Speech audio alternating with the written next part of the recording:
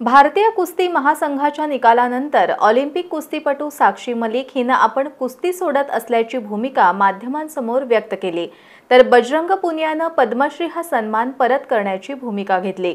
यानंतर वेगवेगळ्या स्तरातून या घटनेला जबाबदार असणाऱ्यांचा निषेध करण्यात येतोय। आज कुस्तीची पंढरी असणाऱ्या कोल्हापूरमधून सुद्धा याबाबत तीव्र भावना व्यक्त करण्यात येत आहेत। कोल्हापूरकरांनी खरंच लोकशाही जिवंत आहे का? यापुढे मुली या क्षेत्रात उतरतील का? अशा संघटनांमध्ये महिलांना संधी का दिली जात नाही असे अनेक सवाल उपस्थित केलेत, तर काही खेळाडूंनी कारवाईच्या भीतीने बोलणंच टाळलंय। काही महिन्यांपूर्वी ब्रिजभूषण शरणसिंह यांच्यावर महिला कुस्तीपटूंनी लैंगिक छळाचा आरोप केला होता। यासाठी त्यांनी रस्त्यावरचा लढा लढला होता। जवळपास 40 दिवस यासाठी त्यांनी आंदोलन छेडलं होतं। या सगळ्या प्रकरणामुळे ब्रिजभूषण सिंह यांना अध्यक्षपदावरून पाय उतार व्हायला लागलं होतं। या सगळ्यानंतर आता पार पडलेल्या भारतीय कुस्ती महासंघाच्या निवडणुकीत पुन्हा ब्रिजभूषण सिंह यांचे निकटवर्तीय संजय सिंह हे अध्यक्षपदी निवडून आलेत। यानंतर याचा निषेध म्हणून ऑलिम्पिकपटू साक्षी मलिक हिने थेट कुस्तीला रामराम ठोकला। अगर प्रेसिडेंट ब्रिजभूषण जैसे आदमी जैसा ही रहता है, उसका जो उसका बिल्कुल सहयोगी है, उसका बिजनेस पार्टनर है, वो अगर इस फेडरेशन में रहेगा तो मैं अपनी कुश्ती को त्यागती हूँ और मैं आज के बाद कभी भी आपको ब्रिजभूषण यांचा कोणताही नातेवाईक किंवा निकटवर्तीयांना निवडणुकीत सहभागी होता येणार नाही हा क्रीडा खात्याने दिलेला शब्द त्यांनी पाळला नाही अशी टीका बजरंग पुनियाने केली आहे। क्रीडा संघटनांमधील राजकारण हा नेहमीच वादाचा विषय ठरत आलाय। त्याला अनेकदा फार मोठं स्वरूप दिलं जात नसलं तरी क्रीडा संघटनांमधील वादामुळे अनेक चांगल्या खेळाडूंचं करिअर खराब होतं। भारतीय कुस्ती महासंघाच्या अध्यक्षावर महिला कुस्तीपटूंशी गैरवर्तन केल्याच्या आरोपांची गांभीर्याने दखल न घेता त्याचीच पाठराखण करण्याच्या प्रकारामुळे साक्षी मलिकसारख्या देशाला ऑलिम्पिक पदक मिळवून देणाऱ्या खेळाडूला थेट आपलं करिअरच थांबवावं लागणं हे देशासाठी आणि क्रीडा क्षेत्रासाठी धक्कादायक आहे।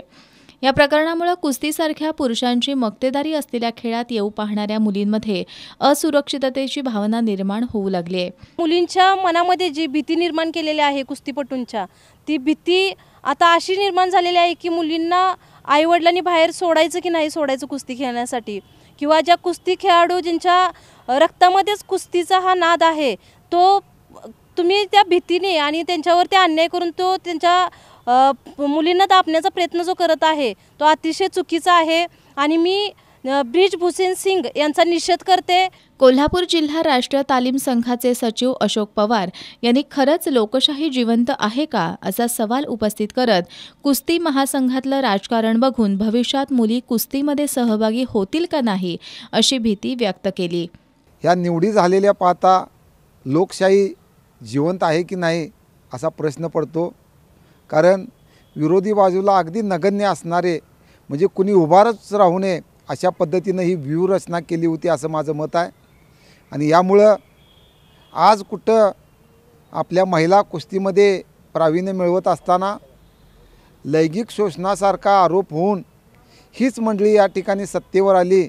त्यामुळं आम्हाला कोल्हापूरचा एक कुस्तीगीर कुस्ती संघटक म्हणून असं वाटतंय की या मुली आता यामध्ये भाग घेतील का नाही, किंबहुना आत्ता कुठं मुली आमच्या उंबऱ्याच्या बाहेर पाऊल ठेवत असताना अशा प्रकारची ही संघटनेत माणसं आल्यामुळं या महिला कुस्तीगीर कितपत याच्यामध्ये सहभागी होतील आणि पालक लोक त्यांना सहभागी होऊ देतील ही निश्चितपणे एक शंका मनाला उपस्थित होत आहे। कुस्तीप्रेमी रमेश मोरे यांनी भारतीय कुस्ती महासंघाच्या अध्यक्षपदी महिलेची नेमणूक करावी या मागणीचा विचार का झाला नाही असा सवाल उपस्थित करत महासंघाच्या कार्यकारिणीत महिलांना स्थानच नसल्याबद्दल आश्चर्य व्यक्त केलंय। कारण लोकशाहीमध्ये महिलांना स्थान पहिलं दिलं पाहिजे आणि जर महिलांना स्थान तुम्हाला द्यायचं असेल तर तुम्ही त्या महासंघामध्ये महिला प्रतिनिधी किती निवडणुकीला तुम्ही दिल्या, त्या महिला प्रतिनिधी तुम्ही स्थान तिथं देत का नाही? मग काय पुरुषांनी महिलांचं पारंपरिक पद्धतीने शोषण करण्यासाठी जो महासंघ निर्माण केला आहे काय असं मला एक सामान्य नागरिक म्हणून वाटते। आणि माझं एक प्रामाणिक मत आहे, खेळाच्या असोसिएशनमध्ये खेळामध्ये प्रावीण्य असणारे खेळाच्या विकाडी काम करणारीच लोक खेळाच्या असोसिएशनमध्ये असावीत आणि महाराष्ट्रातल्या आणि देशातल्या सर्व ऑल इंडिया लेवलच्या असोसिएशनमध्ये किंवा राज्यस्तरीय असोसिएशनमध्ये महिलांना पण तेवढ्याच परंपरेनं संधी दिली पाहिजे. जर पुरुष 7 असतील तर महिलाही 7 तिथं प्रतिनिधित्व दिलं पाहिजे, तरच महिलांच्या कुठल्याही खेळामध्ये अत्याचार होणार नाही. सध्या परिस्थिती जर महाराष्ट्राचं बघितलं झालं तर महाराष्ट्रामध्ये गेली 2 वर्षे स्विमिंगचं असोसिएशन पण अस्तित्वात नाही. फक्त आणि फक्त केंद्र सरकार आणि राज्य सरकार राजकारणाकडे लक्ष द्याले, खेळांच्याकडे लक्ष नाही. खरं तर भारतासारख्या खंडप्राय देशात ऑलिम्पिक पदकांची संख्या बोटांवर मोजण्या इतकी असते. जे देश जगाच्या नकाशात भिंग घेऊन शोधावे लागतात असे देश ऑलिम्पिक पदक मालिकेत भारतासारख्या खूप वरच्या क्रमांकावर असतात. देशाची ऑलिम्पिकमधली ही कामगिरी आपल्यापैकी कुणाला माहीत नाही अशी स्थिती नाही.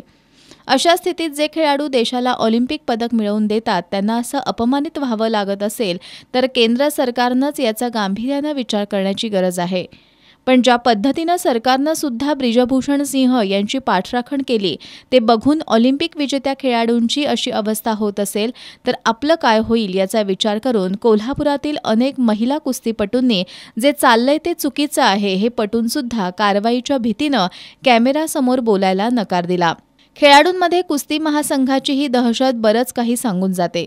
साक्षी मलिक, बजरंग पुनिया तसंच विनेश फोगाट यांनी तर उद्विग्न होत देशातील महिलांच्या कुस्तीचं भवितव्य अंधारात आहे अशी भीती व्यक्त केली असल्यानं भारतीय कुस्ती महासंघासह देशातील सर्वच क्रीडा संघटनांची काळी बाजू जगासमोर उघड झाली आहे.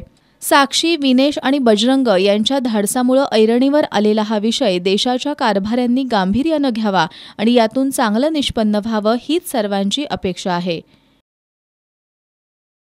भारतीय कुस्ती संघटनेची काल निवडणूक पार पडली आणि यामध्ये 15 पैकी 13 जागा ब्रिजभूषण सिंह यांच्या निकटवर्तीयांनी जिंकली. यानंतर साक्षी मलिक यांनी पत्रकार परिषद घेऊन यापुढे आपण कुस्ती खेळणार नाही अशी भूमिका जाहीर केली.